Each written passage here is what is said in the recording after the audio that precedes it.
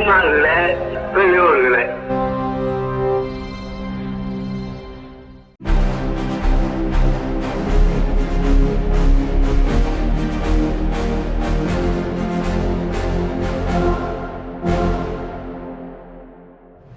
விடுதலை பார்வை தோழர்களுக்கு வணக்கம். உலகின் ஒரே பகுத்தறிவு நாளேடு விடுதலையில் வந்துள்ள இன்றைய செய்திகளை பார்க்கலாம். பக்தி என்பது தனி சொத்து, ஒழுக்கம் என்பது பொது சொத்து. பக்தி இல்லாவிட்டால் நட்டம் இல்லை, ஒழுக்கம் இல்லாவிட்டால் எல்லாமே பாழ். தந்தை பெரியார். மிகுந்த விழிப்போடும் எச்சரிக்கையோடும் கவனத்தோடும் தேவையான கண்டிப்போடும் ஆட்சி நடத்த வேண்டிய புதிய ஆட்சியாளர்களுக்குரிய கடமை ஆள்வோர் யாராயினும் அது மக்கள் நல அரசாக இருக்க வேண்டும். தீயணைப்பு துறைக்கு கால அவகாசம் உண்டா என்ற கேள்வியுடன் தமிழர் தலைவர் ஆசிரியர் அவர்கள் அறிக்கை விடுத்துள்ளார். மேலும் அந்த அறிக்கையில் ஆட்சிக்கு வருவதற்கு முன் தற்போது உள்ள ஆளுங்கட்சி தாவேக அரசு பெண்களுக்கு பாதுகாப்பு இல்லை, பாட்டிலுக்கு 10 ரூபாய், மின்சார கட்டணம் போன்ற பல்வேறு குற்றச்சாட்டுகளை திமுக அரசுகள் மீது வைத்து ஆட்சிக்கு வந்தது. ஆனால் ஆட்சிக்கு வந்த பிறகு அவர்கள் சொல்லிய குற்றச்சாட்டுகளில் ஏதேனும் மாற்றம் ஏற்பட்டுள்ளதா என்றால் கடந்த 1 மாத ஆட்சி காலத்தில் பல்வேறு குற்றங்கள் தான் அதிகரித்து வந்திருக்கின்றன. இந்த 1 மாத ஆட்சி காலத்தில் மின்சார தடை, போக்குவரத்து பிரச்சனை போன்ற பல்வேறு பிரச்சனைகளை மக்கள் சந்தித்து வருகிறார்கள். விவசாயிகளுக்கு பயிர்க்கடன் தள்ளுபடி செய்வோம் என்று கூறி அதிலும் சொன்ன வாக்குறுதியை காப்பாற்றவில்லை. திமுக கூட்டணியில் பங்கேற்று வெற்றி பெற்றாலும் தமிழ்நாட்டில் நேரடியாகவோ மறைமுகமாகவோ பாஜக ஆட்சி அமைந்துவிடக் கூடாது என்ற காரணத்திற்காகவே தாவேக கூட்டணிக்கு 4 கட்சிகளை சேர்ந்தவர்கள் ஆதரவளித்து இருக்கின்றார்கள். ஆனாலும் யாரை ஊழல்வாதிகள் என்று சொல்லி எதிர்த்து தாவேக ஆட்சிக்கு வந்ததோ அந்த முன்னாள் அமைச்சர்கள் பலர் அக்கட்சியிலிருந்து விலகி வரும்போது அவர்களை கட்சியில் சேர்த்து கொள்வதும் சிலரை எம்எல்ஏ பதவிகளை விட்டு விலக செய்து தங்கள் கட்சிகளை இணைத்துக் கொள்வதுமாக தொடர்ந்து செய்திகள் வந்து கொண்டே இருக்கின்றன. இது பொது ஒழுக்கத்தையும் நேர்மையையும் சிதைப்பதாக இருக்காதா?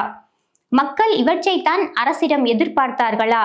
கால அவகாசம் 6 மாதம் வேண்டும், புதிதாக வந்துள்ளோம் என்று கேட்கிறார்கள். ஒரு வீட்டில் தீப்பற்றி எரிகிறது என்றால் உடனே தீயணைப்பு படை அங்கு செல்ல வேண்டுமே தவிர ஒரு 6 மாதம் அவகாசமோ அல்லது 1 மாத அவகாசமோ கேட்டுக்கொண்டிருந்தால் அந்த வீடும் வீட்டில் உள்ள உயிர்களும் என்ன ஆவது? புதிதாக வரவேற்க வேண்டியது சிங்கப்பெண் அதிரடிப்படை. ஆனால் அந்த திட்டத்தின் உள்ள அதிகாரம் என்ன, அது எப்படி செயலாற்ற போகிறது என்பது போன்ற பல்வேறு கேள்விகளை மக்கள் எதிர்பார்க்கிறார்கள். தனி மனித ஒழுக்கத்தை மக்கள் அனைவரிடமும் எதிர்பார்க்க முடியாமல் தான் சட்டத்துறையும் காவல்துறையும் வேலை செய்கிறது.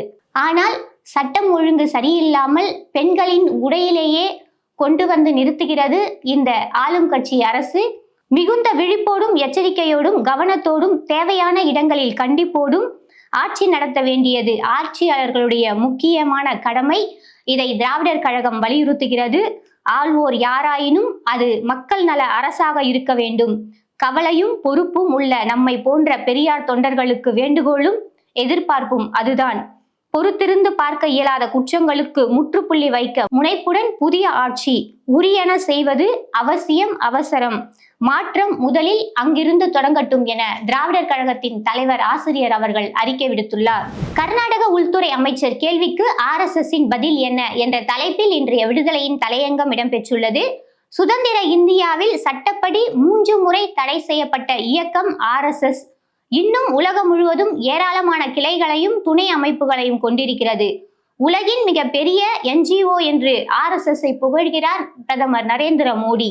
குருதட்சணை என்று விஜயதசமி நாளில் குவியும் பணத்திற்கு என்ன கணக்கு இருக்கிறது போன்ற பல்வேறு கேள்விகளும் அதற்குண்டான பதில்களும் இன்றைய தலையங்கத்தில் இடம்பெற்றிருக்கின்றன. குழந்தைகளின் பாதுகாப்பு கேள்விக்குறியாகி உள்ள நிலையில் நான் 6 மாதம் எதுவும் கேட்கக்கூடாது என்று நினைத்திருக்கிறீர்களா? இல்லை திமுகவின் பெரும் போராட்டத்தை எதிர்பார்க்கிறீர்களா என முதலமைச்சர் விஜய்க்கு திமுக தலைவர் மு.க.ஸ்டாலின் கேள்வி எழுப்பியுள்ளார். தமிழ்நாட்டின் 2031ஆம் ஆண்டுக்குள் முதியோர் எண்ணிக்கை அதிகரித்து பணிபுரிவோரின் எண்ணிக்கை குறையும் என நிதியமைச்சர் மரியம் வில்சன் வெளியிட்டுள்ள வெள்ளை அறிக்கையில் கூறப்பட்டுள்ளது. அயோத்தி ராமன் கோவில் காணிக்கையில் முறைகேடு, ரூபாய் 200 கோடி தங்க கதாயுதத்தை காணவில்லை. சிறப்பு குழு விசாரணையில் அதிர்ச்சி தகவல் வெளியாகியுள்ளது. நேருவையும் மோடியையும் ஒப்பிட்டு பார்ப்பதே மிகப்பெரிய மோசடி. பாஜகவை எதிர்த்து நாடு முழுவதும் பேரணியாக சென்று மக்களை சந்திக்க உள்ளதாக இந்திய கம்யூனிஸ்ட் கட்சியின் தேசிய பொதுச் செயலாளர் டி. ராஜா தெரிவித்துள்ளார். தூத்துக்குடி வ.உ. சிதம்பரனார் துறைமுக ஆணையத்தில் காலமான 27 ஊழியர்களின் பெயர்களில் போலி ஆவணங்களை தயாரித்து ரூபாய் 4.51 கோடி வரை நூதன முறையில் மோசடி செய்யப்பட்டுள்ளது வெளிச்சத்திற்கு வந்துள்ளது. தமிழ்நாட்டின் சட்டம் ஒழுங்கு நிலைமை மிகுந்த கவலைக்குரிய கேள்விகளை எழுப்புகின்றன என்று த.வே.க. அரசுக்கு ஜவாஹிருல்லா கண்டனம் தெரிவித்துள்ளார். கூட்டுறவு கடன் தள்ளுபடி விவகாரத்தில் விவசாயிகளுக்கு மீண்டும் ஏமாற்றத்தையே த.வே.க. அரசு அளித்துள்ளதாக தமிழ்நாடு விவசாயிகள் சங்கம் கடும் கண்டனம் தெரிவித்துள்ளது. மேலும் ஜூன் 22இல் சென்னையில் விவசாயிகள் ஆர்ப்பாட்டம் தொடரும் எனவும் தெரிவித்துள்ளனர். IAS, IPS, IFS உள்ளிட்ட பதவிகளுக்கான சிவில் சர்வீஸ் முதல்நிலை தேர்வு முடிவுகள் வெளியிடப்பட்டுள்ளன. தமிழ்நாட்டில் 656 பேர் தேர்ச்சி பெற்றுள்ளனர். தமிழ்நாடு திறந்தநிலை பல்கலைக்கழகத்தில் நடப்பாண்டு மாணவர் சேர்க்கைக்கு விண்ணப்பிக்கலாம். தமிழ்நாட்டின் நிதிநிலை அறிக்கை வெள்ளை அறிக்கை அல்ல, வெற்று அறிக்கை என தங்கம் தென்னரசு குற்றம் சாட்டியுள்ளார். திரிணாமுல் காங்கிரஸ் எம்பிக்கள் சிலர் பிரிந்து தனி அணியாக பாஜகவுக்கு ஆதரவு தர இருக்கும் நிலையில் கட்சித்தாவல் தடை சட்டத்தில் அவர்கள் மீது நடவடிக்கை பாயுமா என்ற கேள்வி வலுவாக எழுந்துள்ளது. ராமர் கோவில் நன்கொடை விவகாரத்தில் காங்கிரஸ் குற்றச்சாட்டு. இதற்கு பிரதமர் நரேந்திர மோடியே பொறுப்பு என்றும், இந்த கொள்ளையில் பெரிய மனிதர்கள் ஈடுபட்டிருந்தாலும் சிறிய அதிகாரிகள் குறிவைக்கப்படுவதாகவும் அக்கட்சி கூறியுள்ளது. பிரிட்டிஷ் ஆட்சியாளர்களிடம் சாவர்கர் 10 கருணை மனுக்களை தாக்கல் செய்தார்.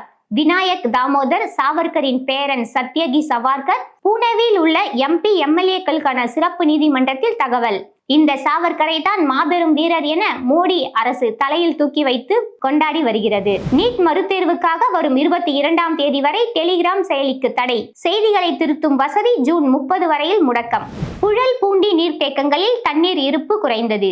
சென்னையில் குடிநீர் தட்டுப்பாடு ஏற்படும் அபாயம் ஏற்பட்டுள்ளது. பிற்போக்குத்தனமான சக்திகளை ஒருபோதும் ஊக்குவிக்க கூடாது.